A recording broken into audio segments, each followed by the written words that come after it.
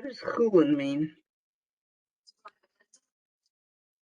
Welcome everyone to Daf Yomi 1 week at a time, and this is our first lesson of Masechet Chulin. We are going to begin with an introduction to this Masechet, and as you can see in the picture, we are going to be discussing food. We're going to be discussing primarily meat, and then we'll discuss cheese. The word chulin comes from the word chol. Chol as in mundane, not sacred. So as you know, we just finished either two or one very large masechet of zvachim and menachot, where we discussed the sacrifices. Can everyone hear me? Because I see the internet is not. You can hear me? Hold on 1 minute. I'm just going to pause for 1 second. Okay, sorry about that. Okay, hopefully my internet will be okay. All right. So, what I would like to do is start with an introduction to Chulin. So, in this Masechet, we're going to be discussing laws and obligations of slaughter and ordinary use of animals. Okay. So again, Shchita. Shchita means the slaughter of an animal, and Shchita is done whether you're eating the animal or you're sacrificing the animal. So we will, we're talking about eating the animal. Here we're going to talk about kosher species of animals. Okay. There are certain laws that affect eating certain meat. So the first one is called in Hebrew Ever Min Hachai, which means we are forbidden to eat a limb from a live animal, right? You can't just chop off an animal's leg and then eat it. That is not okay. A few terms that we have seen before, but just to remind ourselves, there's treifa. Treifa is an animal that has a mortal defect, meaning it is sick or something is wrong with it and it is going to die within the year. A nevela. A nevela is an animal that was killed any other way other than shchita, meaning it was hit by a car, it was shot, it was, any other way that it was killed, that is a nevela. And we're going to see that not only is not kosher, but also transmits impurity. Okay, as we said, shchita is ritual slaughter. The way you do it is by cutting through the majority of the two pipes in the neck of the animal. Okay, so you have the trachea. The trachea is called the kaneh. Kaneh literally means a reed, but it looks like a reed. So the kaneh is the trachea, and the veshet is the esophagus. Okay, these are the actual Hebrew words for this anatomy, and together they're called simanim. Simanim literally means a sign, a siman. So you need to cut through the majority of both simanim in order for the animal to be kosher. Now, what else? How else do you do shchita? It needs to be from the front of the neck, not from the back of the neck. You can't just decapitate the animal. It needs to be in a continuous motion. It can't be right? Okay, we'll talk about what that means in a minute. It needs to be in a slicing motion. It cannot be sawing back and forth. And the blade must be smooth, the blade of the knife. All of these things need to be checked in order to make the meat of this animal kosher. Now, we're going to learn that there are 5 invalidations to Shchita. Okay, so again, we said Shchita, cutting these two simanim, but there are 5 things that could make it not kosher. The first thing is called shihiyah. Shihiyah means to pause. As I said, it needs to be a continuous motion. It cannot be, a little bit, and then a little bit, and then a little bit. That's called shihiyah. Even if you cut the right place and you use the right knife, if you did this, it would not be kosher.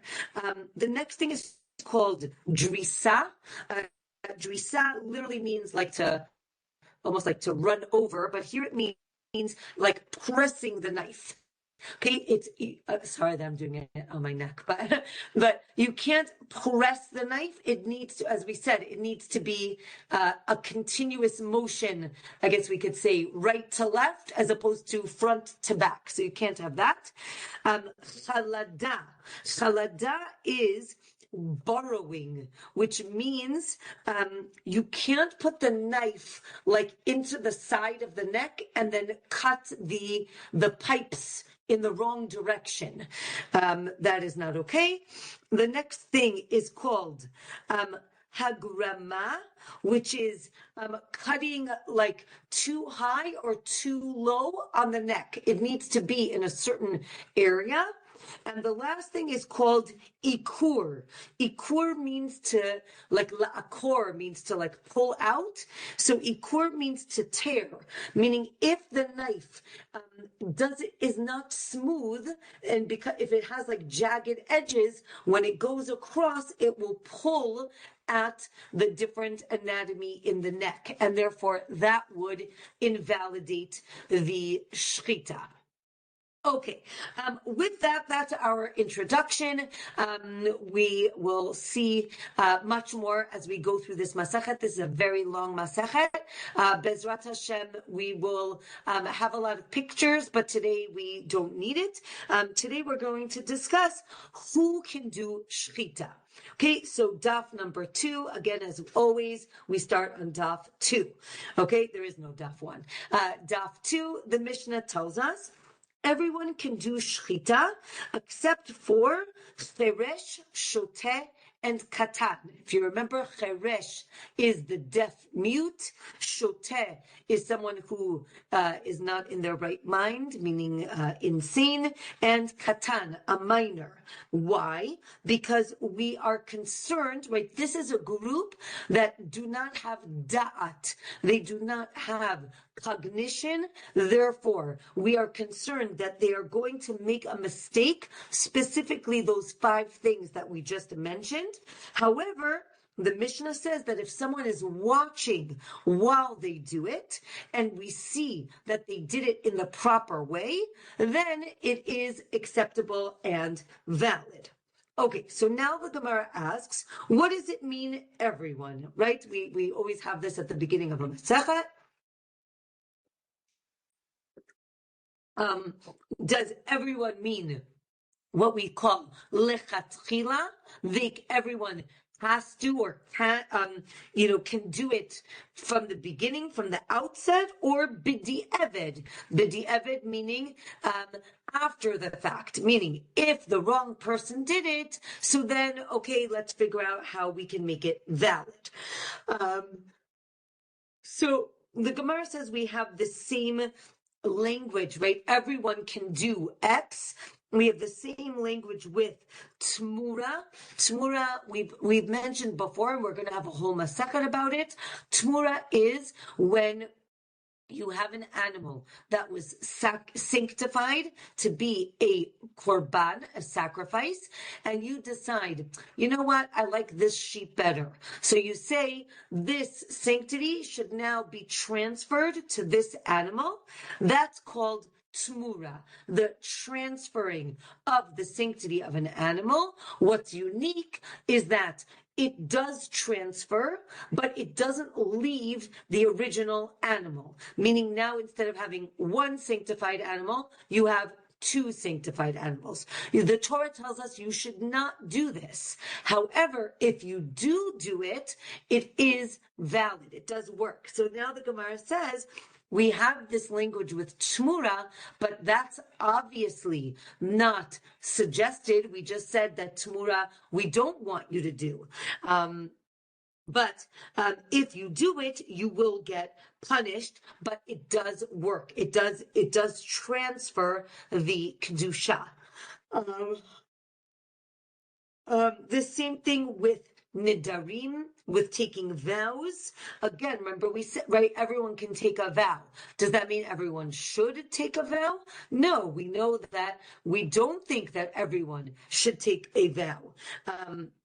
So this seems to prove that when it says everyone can, it doesn't mean everyone should, but it just means that if they do it, it is valid. However, we also have the same language with positive things, with mitzvot. Everyone can do sukkah or tzitzit, or, right? We do have that language with positive things as well. So the Gemara says, maybe when it says everyone, it does mean lechatchila, meaning everyone can do it or should do it. But sometimes it means that, it works, but you shouldn't do it. Okay, our Mishnah is teaching that everyone can do Shchita, even someone who is impure, someone who is tameh, can do Shchita, even if the animal that the person is slaughtering is going to be prepared on the level of the purity of sacrifices. So this is called the level of tahara of a sacrifice. It doesn't mean that it's going to be a sacrifice, but people wanted to show that they missed the sacrifices or that they were very pious. So they wanted to maintain a certain level of purity. Even here, an impure person can slaughter the animal because the person can take a very long knife and make sure that they didn't touch the animal at all, right? As long as he's sure he didn't touch the animal, again, he's just holding the knife, then it is pure. Okay, and it is valid, meaning, and it does work. Okay, if someone watched the impure person do Shchita, and now this is of a sanctified animal, and saw that he didn't touch it, so then he can say that it is valid and it is pure. It can even remain in its pure state.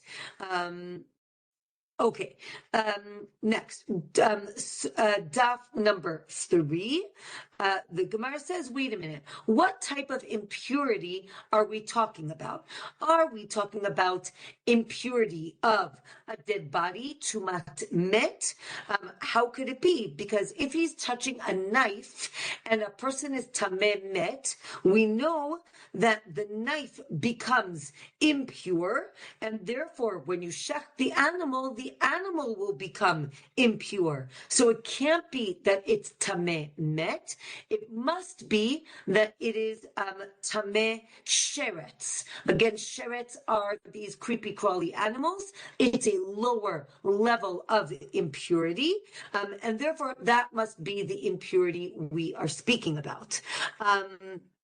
Or another option is that it is speaking about tumat met, about this impurity of a dead body, but instead of the person using a knife, it must be that they're using a sharp reed.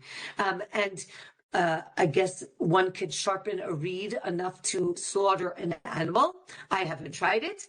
But because it's not metal, it doesn't it doesn't transmit the impurity. If a Jew watches a kuti, remember the kutim were a nation of people that lived in Israel in the time of the Mishnah and the Gemara, and we always see this discussion. There's usually a machloket. We know that they convert to Judaism, but there's a machloket if they convert out of fear, and therefore they didn't really take on the mitzvot, and we don't consider them Jewish. Or we say, no, they convert out of the love of God, and therefore we do accept their conversion, and they're seen as converts. So here we see that the kuti is not supposed to do shchita, but if a Jew watches the kuti do the shchita, then it would be valid. But let's say the Jew did not see him slaughter the animal, so then the Jew should give the kuti some of the meat and see if he eats from it. If he eats from it, so then it's valid, and if not, then it's invalid. So that seems to imply that the kuti will be careful about eating kosher meat, and therefore, if he's sure that it's kosher, so then he'll eat it, and therefore, if he eats it, then you can eat it as well. What if the Jew goes in and out? This is called yotze v'nichnas. He goes out and he goes in. This is a valid way of guarding or watching, because we see this a lot with mashgichim, like a mashgiach in a restaurant, where one type of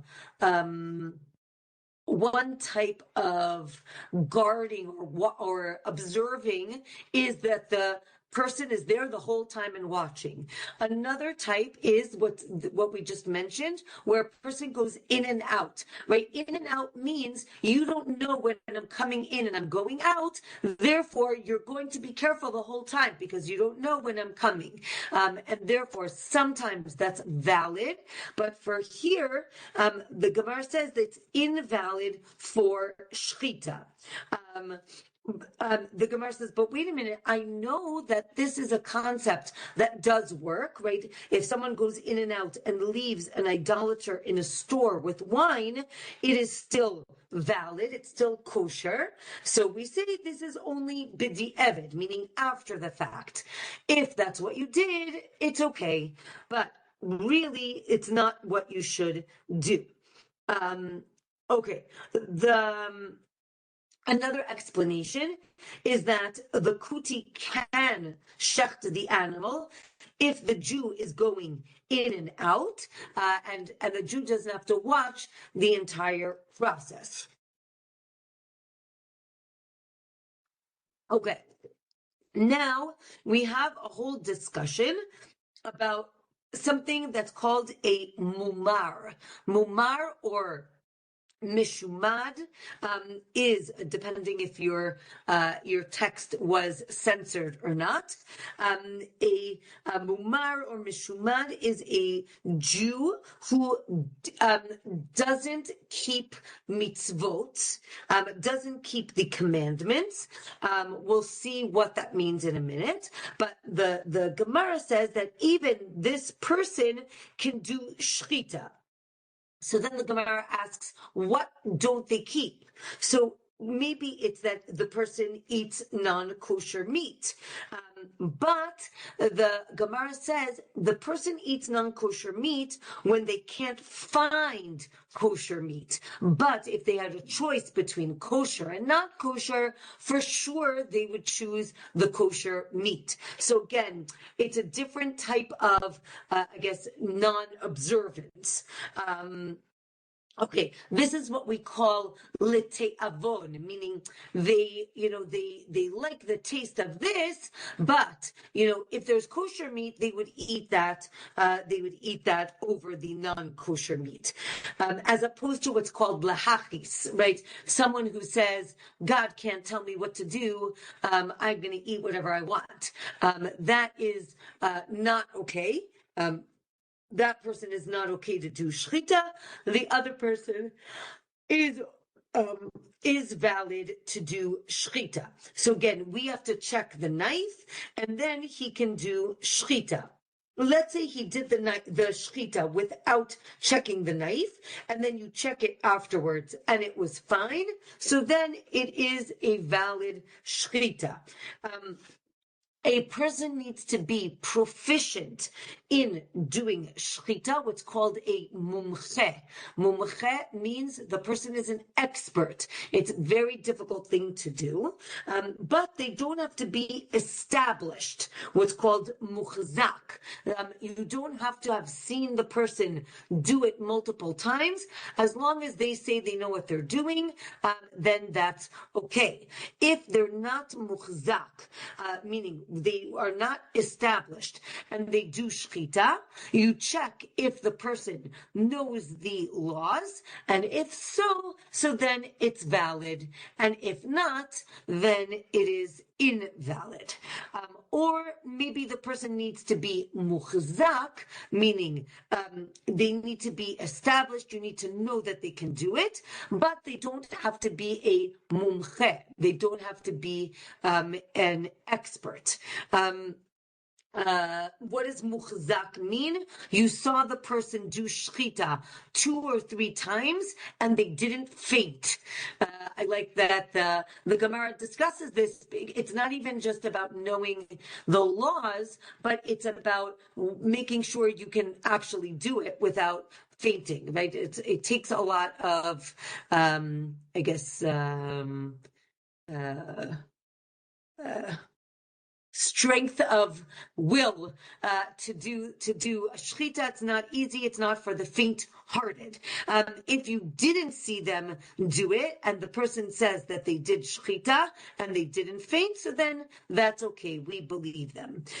Most people who do shchita are mumchim. They are experts, because in order to know how to do it, you need to be an expert. There are 6 different opinions on who, again, remember we said everyone can do shchita. What is everyone? Who is it including? There are 6 different opinions on who it includes, and each one doesn't say like the other.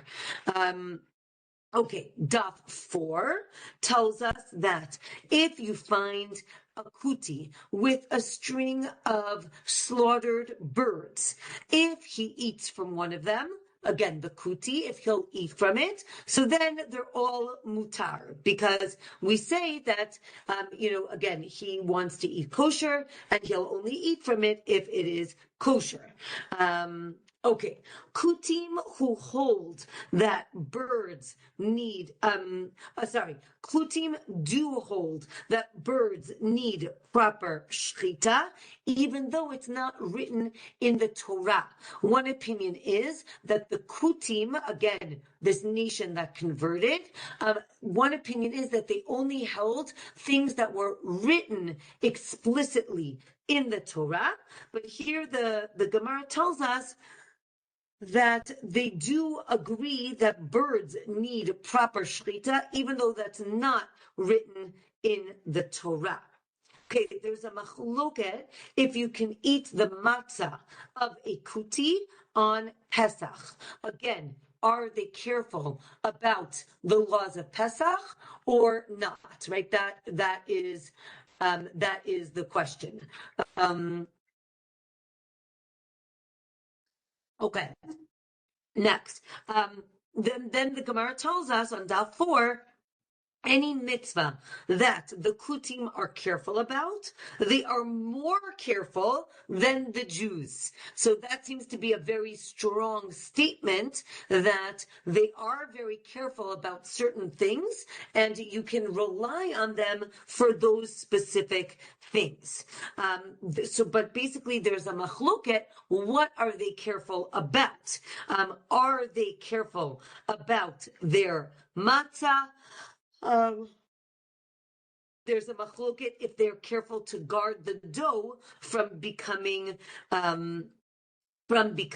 chametz. There's also a machloket if it pertains to mitzvot that are written explicitly in the Torah or not necessarily. Okay, back to the mumar. Again, the person who doesn't keep all the mitzvot. Let's say he eats non-kosher meat, again, because he desires the food. So we said he can do shchita if you examine the knife for him. Because if given the chance, he would want to eat kosher meat and not eat non-kosher meat. But you have to check the knife because we think that he's not going to trouble himself to find a valid knife. So if you find a valid knife, if the knife is valid or kosher is a proper knife, so then he can do shchita. Okay. Okay, and then the Gemara discusses, again, for non-religious Jews, or Jews who don't keep mitzvot, when given the choice, in general, they would choose to do the right thing as opposed to the wrong thing. So again, I think it's just interesting in terms of like the psychology behind that.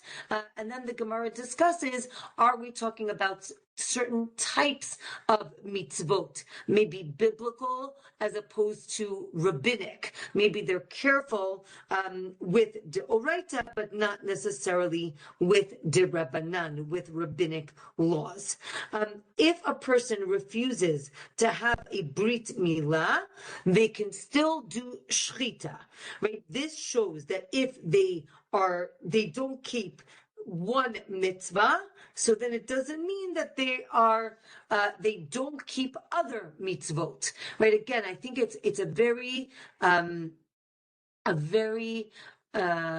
I think fascinating point that if someone doesn't keep a certain halacha, it doesn't mean that they don't keep anything, right? It could be that they don't keep X, but they do Y. And if they do Y, we can trust them to do Y. So I think it's just very interesting psychologically.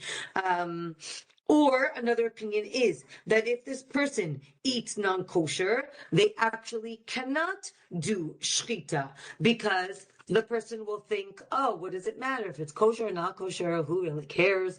And maybe we're talking about a person who is Jewish but does idolatry. This is called mumar le'avodah zarah. You can eat their shchita. How do we know this? Because we learn it from Yehoshaphat, who ate meat from Achav. Achav was the king of Israel up north, and he was an idolater. But we see that Yehoshaphat eats from his table. The Gemara says, well, maybe he didn't eat. Maybe he just drank wine. The Gemara says, but wait a minute, wine is also a problem. Okay, so then the Daf 5, the Gemara tells us that Yehoshaphat and Achav were very close, and therefore he trusted him, and therefore he could eat from his meat. Since we are talking about Achav, we now have the story of Eliyahu. Eliyahu stops the rain from falling and then runs to a riverbed, to Nahal Frat, and the Navi tells us that ravens brought Eliyahu food from So again, from the same king. Therefore, it must be that his food was kosher. The Gemara says not necessarily. Maybe God allowed it for this instance, but not in general. And the Gemara says they were actually ravens. It's not like somebody with the name Raven. It actually was birds who brought food to Eliyahu Hanavi. Okay.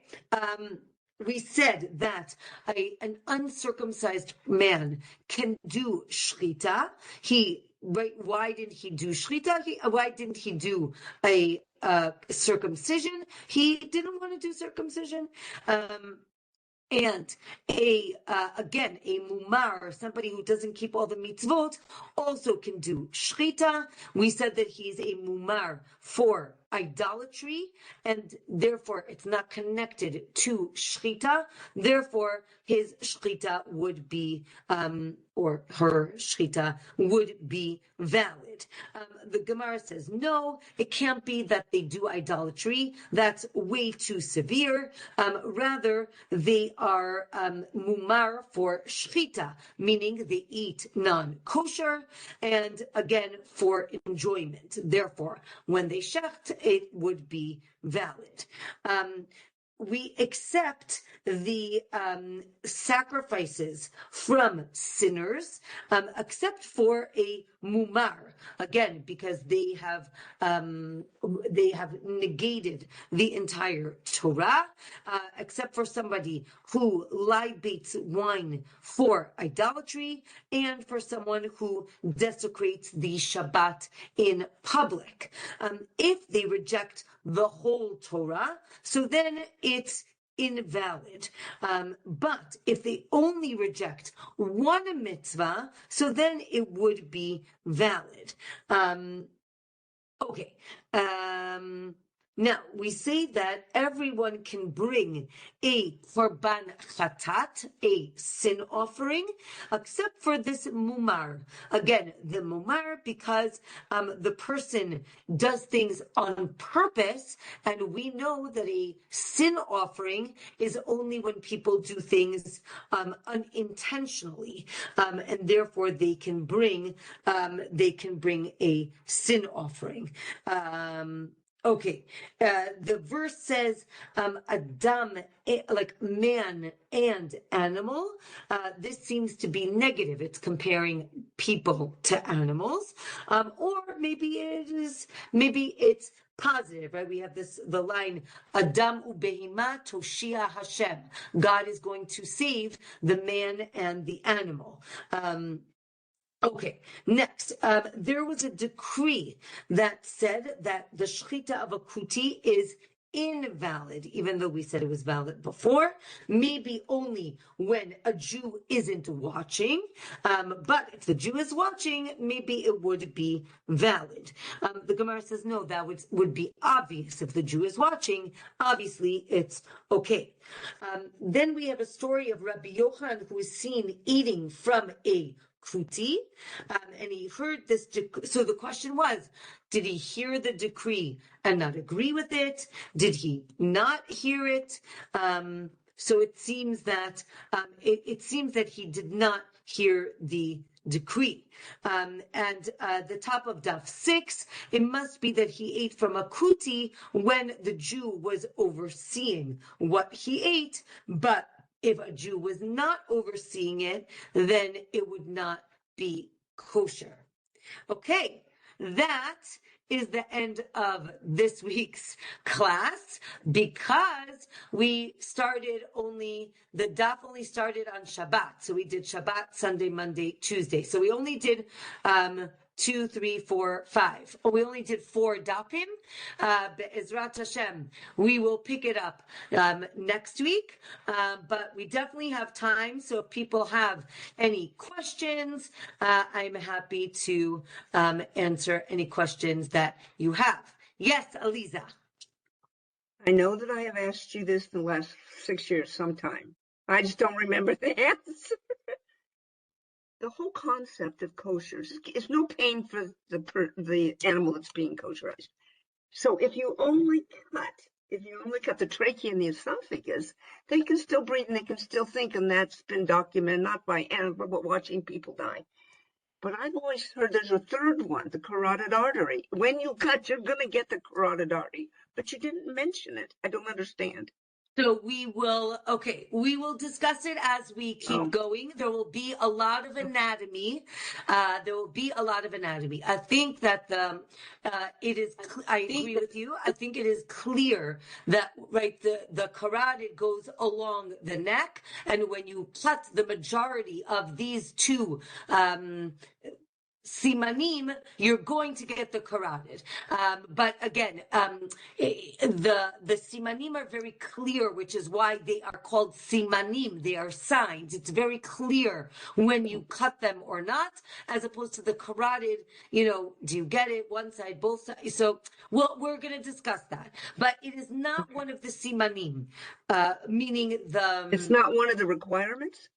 Correct, meaning it will happen, and that's how the animal dies, but it is not one of the signs that it was slaughtered properly. Okay. But we will get there. There will be a lot of anatomy. So don't remember when we're about 100 dapim in that you asked me this question, because it is going to come up. But yes, because you will see. Okay, thank you. You're welcome. Yes. Yes. Greetings. Thank you again. Short class, long, doesn't matter, because we enjoy it so much, and we're full even with the 4 dafim. Regarding that recent discussion now, where you just mentioned the carotid artery, of course, the losing of the blood is the whole point. And so, of course, the priests, when it was an offering, had to catch the blood, and they would, of course, it's all about getting the blood. So, of course, you're catching the carotid artery. But I like that you mention here for us to understand that it would be like, I guess, afterwards, if you're checking the animal, that this is where the carotid artery is so malleable, so soft flesh. Be very hard to even tell if that had been caught or not, but you absolutely can tell about the other 2 pipes, and so that might be why. Do you think they said this is where you go to look if it was kosher slaughtered? But of course, getting at the blood was the main thing. And of course, the blood is going to come out when you do that. Yeah. You're going to see it. You're going to see it. So that's pretty visible.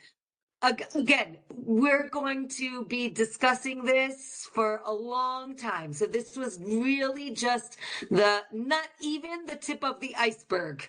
Okay. So yes, meaning we'll discuss the checking and making sure and what we check and how we check, meaning we are going to bring up all of these things. Yes. And it's not for the squeamish. I put that in the chat. I think that's the word you were looking for.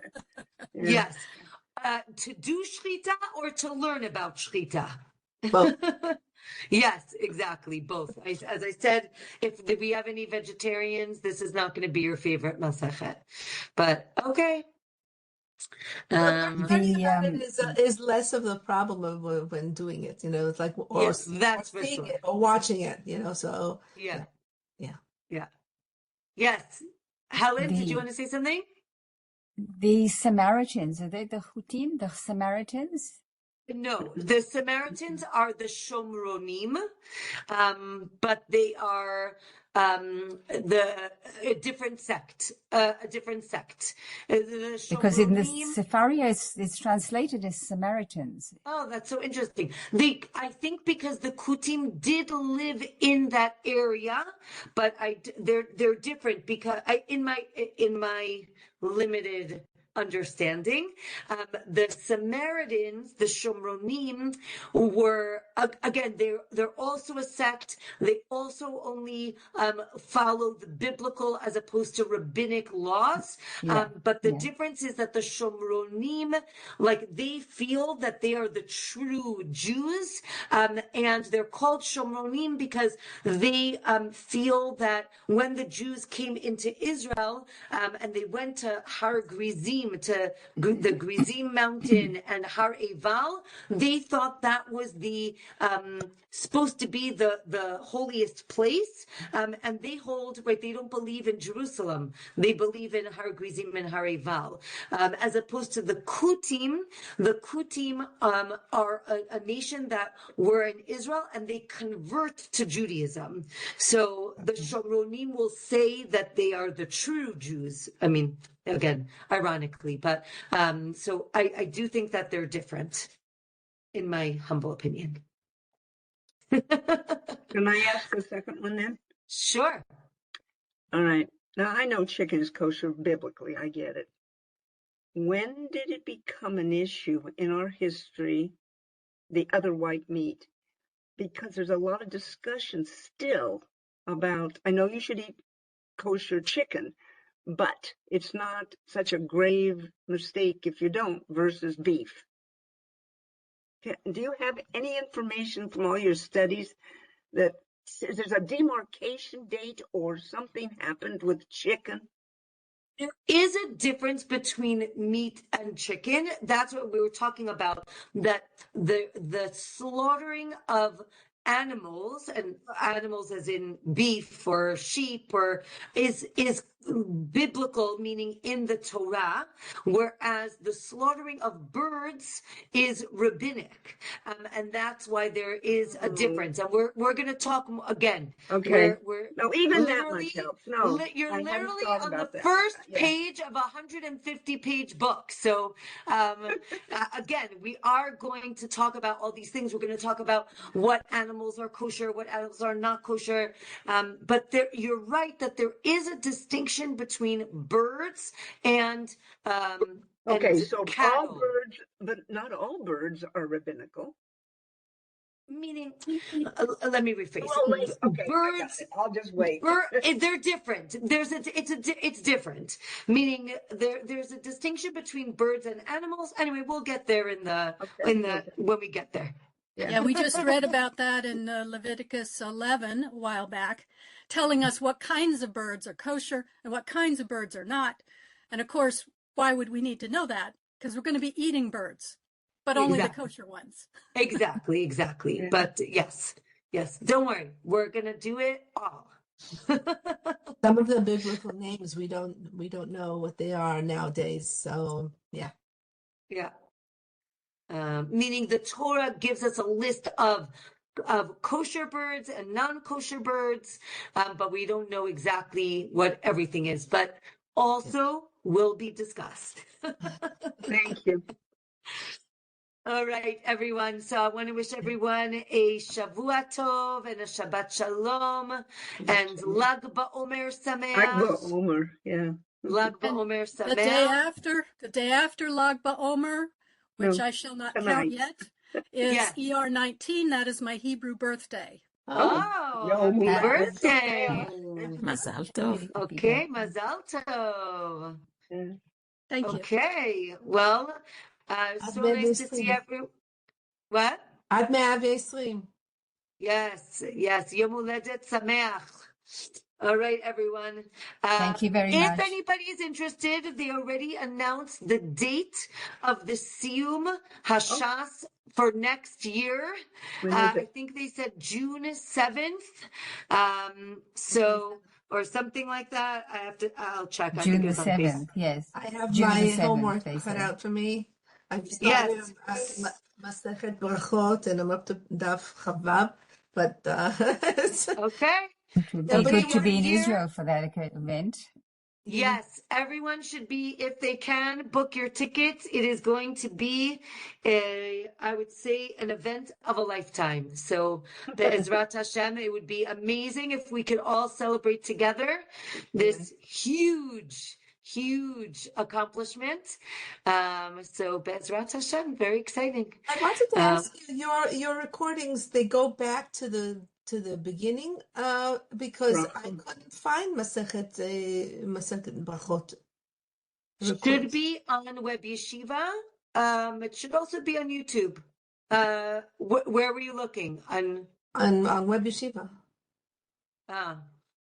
Maybe email Ezra, who's like the technical support, and see if it's somewhere. Okay, because I've been doing it slowly, not 1 week at a time. The only thing is that for Masechet Brachot it was a little different. For Masechet Brachot, I did the first half hour was a review, and then like a quicker review, and then the next half hour I took one sugya and I taught it. So it's like a little bit of a different format. So maybe I'll continue Brachot with what I'm doing, which is also a summary, but it's each page, each side of the page is a summary, so it takes a little longer, because I do one page at a time and then another page. Yeah. Okay, 1 page at a time. That's how we do it. Will you be, Sorry, will you be taking the next round? Will you be teaching the next round? The next 7 years? Barely made this one. I think 1 round is enough. And it's all recorded. It's all recorded. It's all recorded. But I think I always my family always laughs because when WebYeshiva asked me to do it, I told them I would do it for 3 months, and it's been 6.5 years. So we'll see. But you're going to be teaching something, aren't you? Maybe. You don't know yet. Look at this look. Who knows? Who knows? You never know. Maybe we'll see. We'll see. Okay. All right. All right. Have a Shabbat Shalom, everyone. Thank you. Shabbat Shalom. Bye.